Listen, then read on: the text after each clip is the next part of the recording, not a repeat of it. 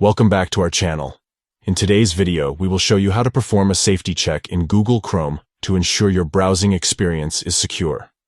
Let's dive in first. Click on the three-dot menu at the top right corner of Chrome, then select Settings. Next, click on Privacy and Security in the left-hand sidebar.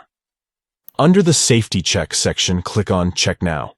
This safety check will only take a few seconds and will perform several important checks on your browser. First, it will verify if your browser is up to date, ensuring you have the latest security patches and features.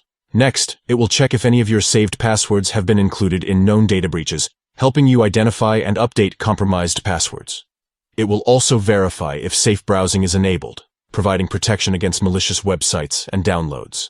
Lastly, the safety check will scan for potentially harmful extensions installed in your browser, helping you identify and remove any that may compromise your security.